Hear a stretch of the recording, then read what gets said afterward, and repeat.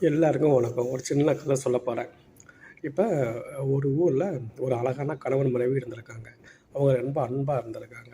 அப்ப ஏதோ பிரச்சனைன்னு சொல்லி அந்த கணவன போலீஸ் பிடிச்சுட்டு போயிட்டாங்க. அப்புறம் என்னாச்சு? வீட்ல ஆண் இல்லைன்னா என்ன பண்ணுவாங்க?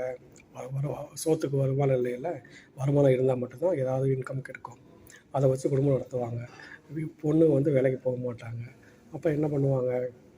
ஒண்ணும் இல்லாம புலம்பிக்கிட்டு இருந்திருக்கா. அந்த நேரத்தில ஒரு கடிதம் எழுதியிருக்கா, அது புருஷனுக்கு.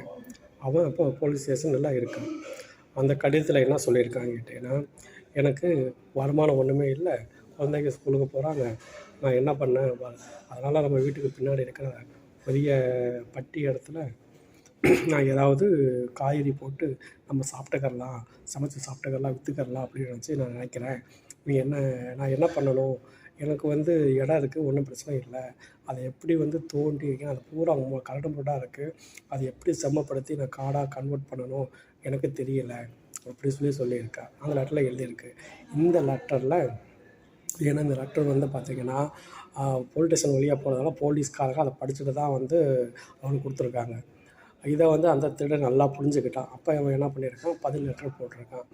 அதுக்கு அவன் என்ன லெட்டர்ல எழுதியிருக்கான்னா, நீங்க கண்டிப்பா நீங்க அத போய் ஒத்தையில போய் தோண்டிக்கிட்டு செஞ்சுக்கிட்டு இருக்காத. ஏன்னா நான் கொள்ளையடிச்ச தங்கத்த பூரா அங்க தான் பதிச்சு வச்சிருக்கேன். அந்த இடத்துல போய் நீ தோண்டி கட்டி கடைசியில அது வெளிய தெரிஞ்சதுன்னா, எனக்கு பெரிய பிரச்சனையாகிடும். கோர்ட் வரைக்கும் போயிடும். அப்ப ஜெயில்ல தான் இருக்க அப்படின்னு சொல்லியிருக்கான்.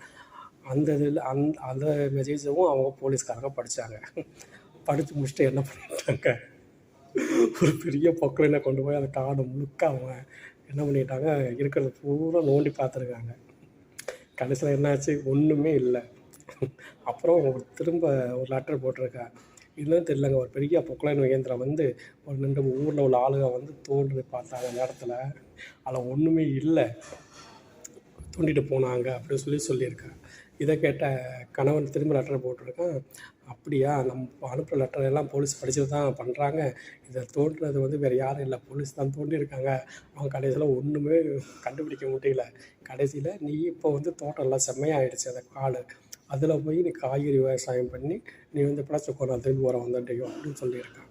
இதுலேருந்து நீங்க என்ன நினைக்கிறீங்க?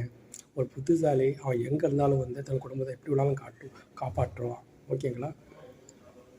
நீங்களும் அதே போல் நல்ல ஒரு வழியை தேடுங்க. நல்லா இருங்க.